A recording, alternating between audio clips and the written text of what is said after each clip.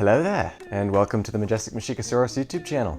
I realize this is 2 videos about religion in a row, which was not originally my intention. I'm currently working on a response to a video that presents reasons why humans may have actually coexisted with dinosaurs. So that's exciting. I've been doing quite a bit of research for that video, and I'm pretty excited about it, and if you are too, you should just subscribe down below so you know when that video comes out. But in the meantime, I've decided to make this video, as it's not one that needs a whole lot of preparation time, and here's why. Almost a whole year ago by now, I was thinking about the problem of evil, which you may be familiar with. But also, I was thinking more generally about the concept of God possessing the following 3 characteristics: omnipotence, omniscience, and omnibenevolence. In other words, could a God be all-powerful, all-knowing, and all-loving? Well, I decided to spend some time thinking about these questions entirely on my own. I wanted to spend as much time as I needed without researching them elsewhere at all, to be able to come up with my own ideas and answers to these questions. After probably about 2 weeks of thinking, I wrote an essay that compiled my thoughts, which I'd like to present to you here. Okay, last thing before we actually get into it, I did do just a tad of research here and there for a few things that I wanted to include as context or details in my essay. For example, I wanted to include where the problem of evil first originated from, so I had to look that up. And I also wanted to include a few common responses to the problem of evil, and then didn't look any further for counter-responses. I thought about those on my own as usual. So there is a couple of things like that, but other than those, everything in this essay came out of my very own brain about a year ago.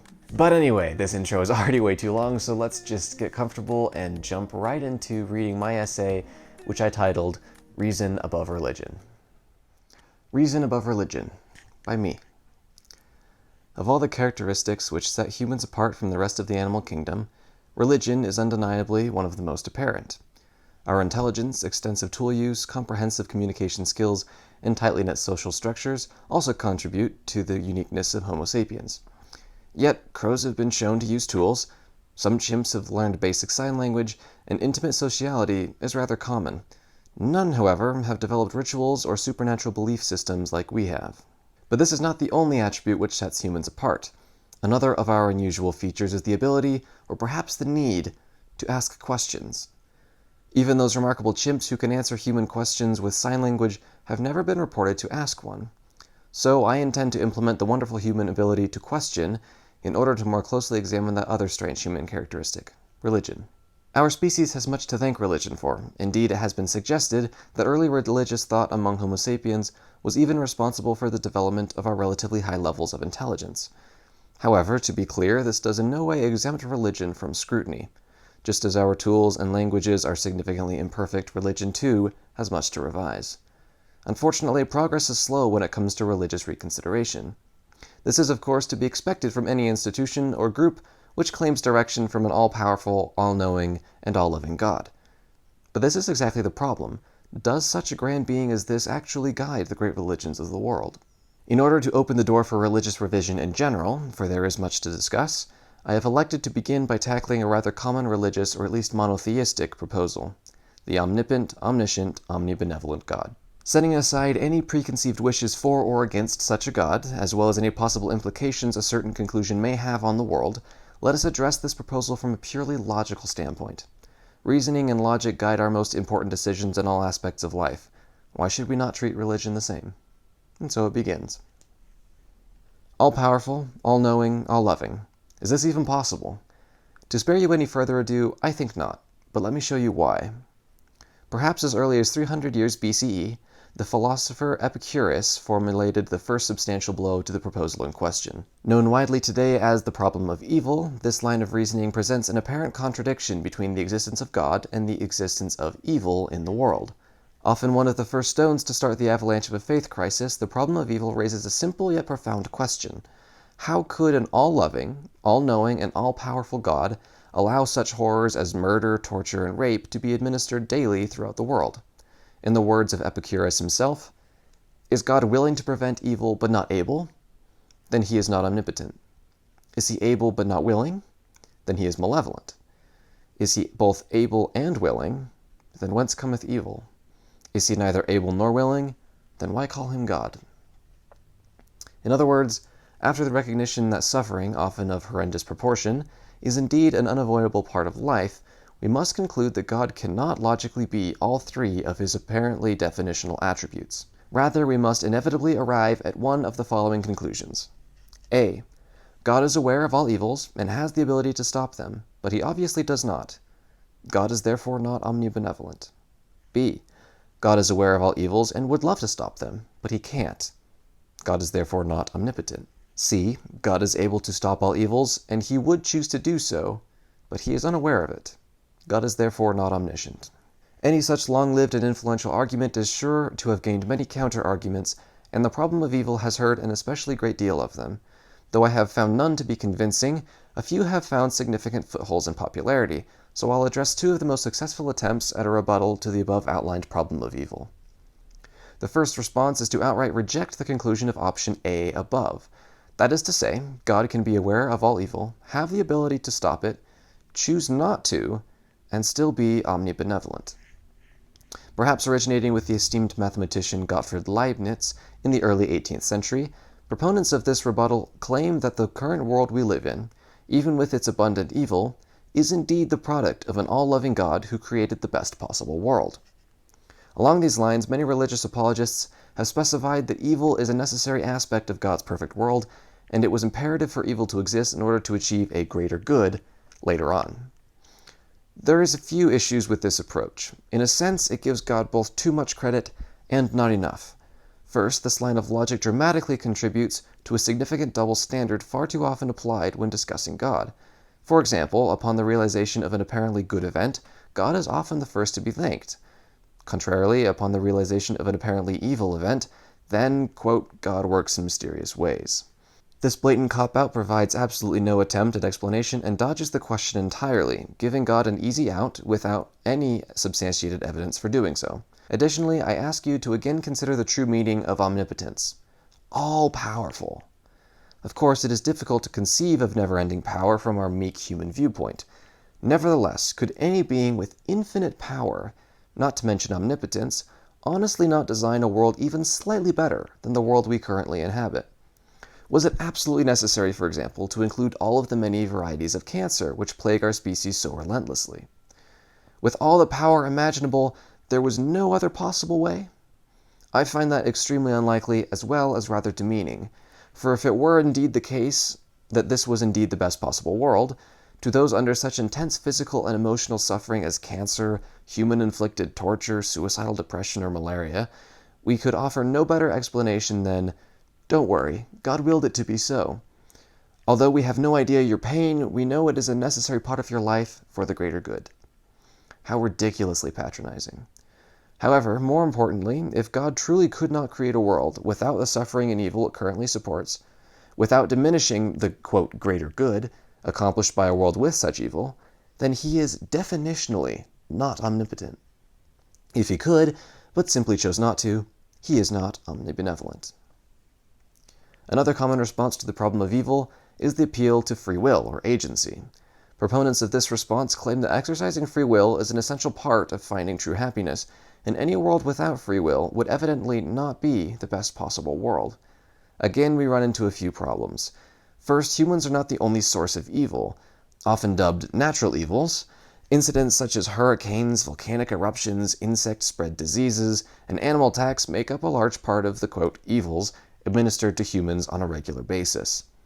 Surely the complete eradication of tectonic movement and mosquitoes, for instance, would result in a world much relieved of unnecessary natural evils while still allowing for human agency.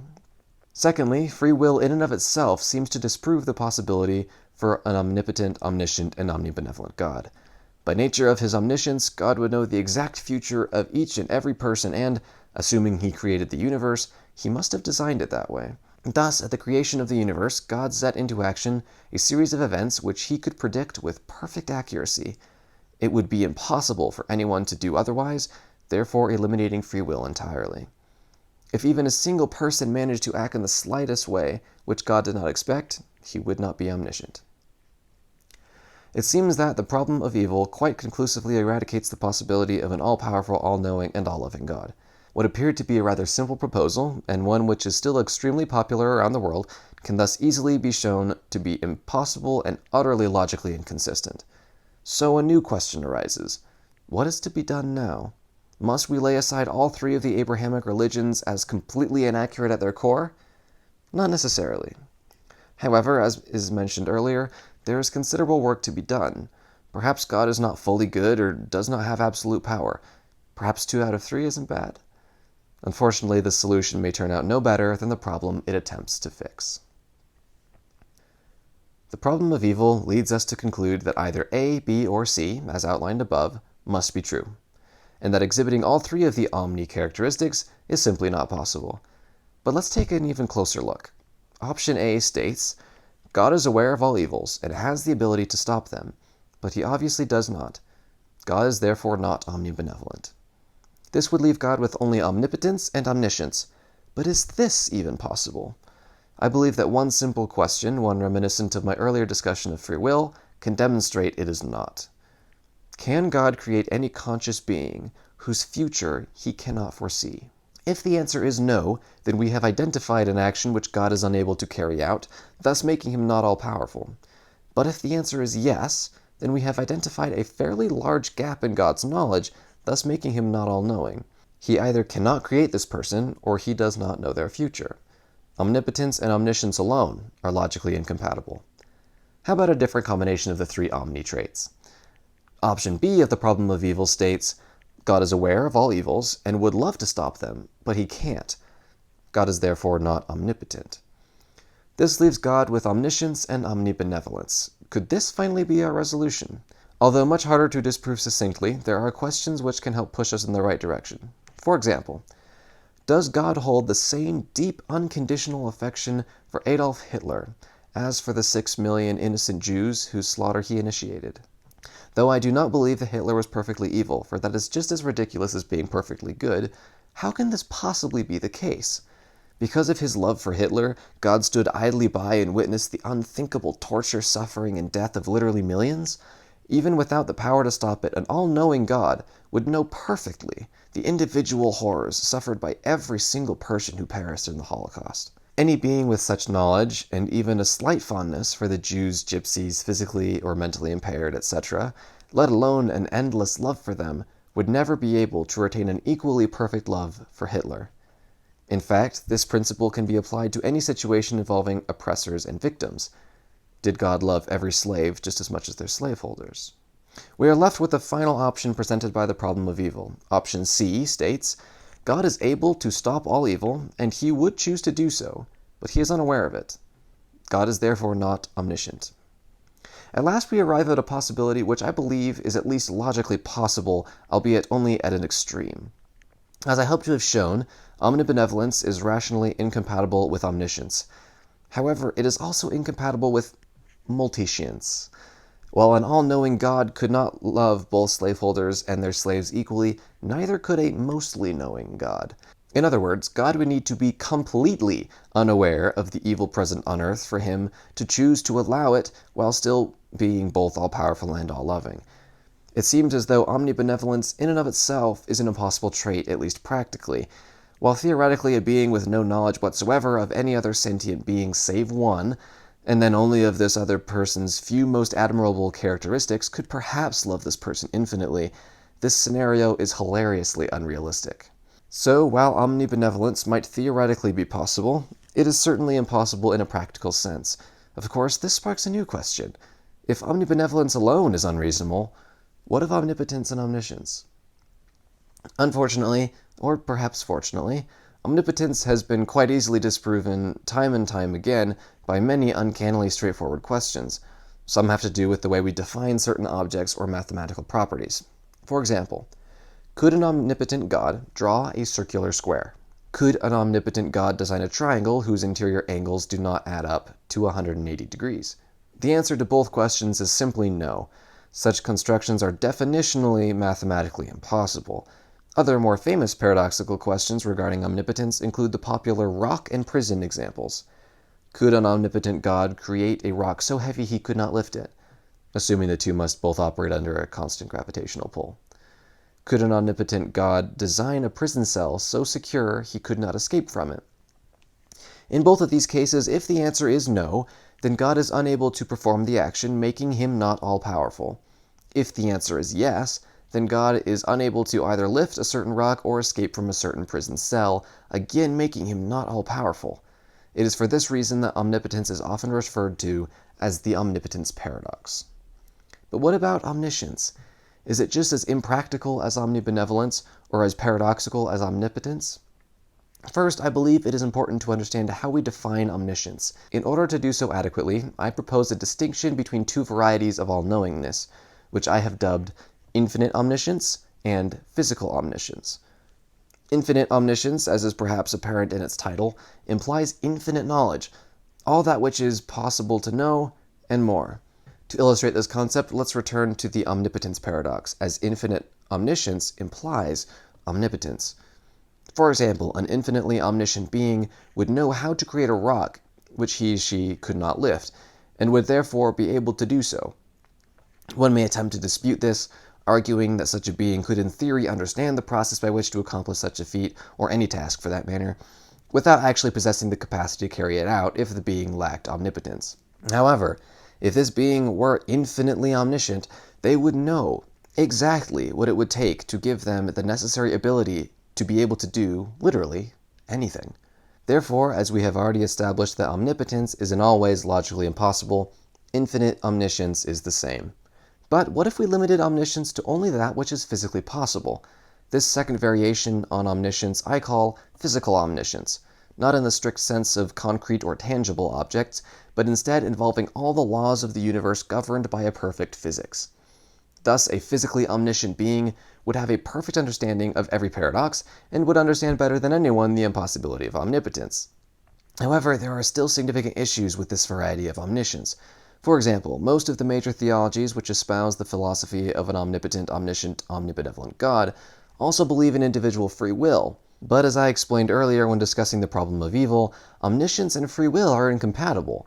So, for the sake of argument and to further the investigation of omniscience, let us also make the assumption that free will does not exist, a notion that, if true, would in and of itself call into question the validity of all Abrahamic doctrines.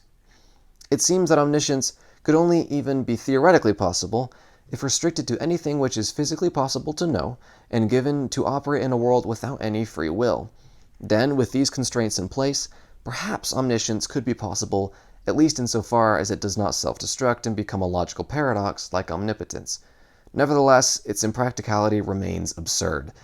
To make this clear, an omniscient being would know the exact location, thoughts, and precise movement of every living creature on Earth or elsewhere. Moreover, they would have the ability to recount with perfect accuracy the exact location of every single atom in the universe at any given moment in time, past or future. This being would have a perfect knowledge of quantum physics and string theory, if string theory is in fact an accurate explanation for the universe. They could recite from memory every written work of literature of any kind, and in any language that humans have ever produced or will ever produce. They would know the future. The logistical problems with how such a being could acquire or retain such a vast intellect are almost as limitless as the information they would stand to gain, making omniscience perhaps even more impractical than omnibenevolence. In short, omnipotence, omniscience, and omnibenevolence are completely incompatible, and possession of all three is simply impossible, as is evidenced by the problem of evil. Any religion which purports to operate under the command of such a being is, at least in this area, quite mistaken. What's more, no combination of 2 out of the 3 of these omni characteristics function logically either. Then again, perhaps that is now blatantly obvious, as each is ridiculous enough on its own to entirely discredit the validity of any argument involving a combination of them. I now hope the unreasonableness of this particular religious claim is clear, but I understand you likely have one more question. Why? Why do this? Why take such a ruthless approach to religion, which has tried for hundreds of years to simply do what is right and good? First, as the 16th century Italian philosopher Giordano Bruno put it, quote, "Truth does not change because it is or is not believed by a majority of the people." End quote. Not only that, but the validity of a claim also does not change based on the duration of its existence. Therefore, religious claims, Abrahamic or otherwise, are not exempt from investigation because of historical or contemporary popularity. Second, aside from a discussion of religion's motives, their results have often, to employ the euphemism of the century, been less than beneficial. Religion can and does do a lot of good, no doubt, But it is also responsible for an enormous Pandora's box of evil. Christianity terrorized Europe with the Crusades. The Catholic Church sided with Hitler, Franco, and the Axis powers during World War II. The Bible condones slavery, and religion has often been at the forefront of racist ideologies and institutionalized sexism. Islam, the religion of peace, gave way to some of the most destructive and horrific terrorist groups in history, including Al-Qaeda and ISIS. Organized religions of great variety currently lead the way in the fight against LGBTQ+ rights. Needless to say, all organized religions have much to change, but that is exactly the issue. With an ostensibly all-powerful, all-knowing, and all-loving God commanding the Church, what reason could they possibly have to change? Who could possibly have the right to disagree with their dogma, no matter how dangerous? Fortunately, as you now know, these questions lose their foundation without the supernatural God they implicate, and progress becomes a possibility, a necessity. Lastly, one can absolutely find peace, hope, joy, love, and purpose without having it forcibly handed to them by theology. In fact, it's probably better that way. My name is Milo, or the Majestic Masiakasaurus. If you liked this video, please go ahead and give it a like and subscribe to the channel down below for more content. I really appreciate you watching all the way through, and I hope to see you in the next one. Peace out.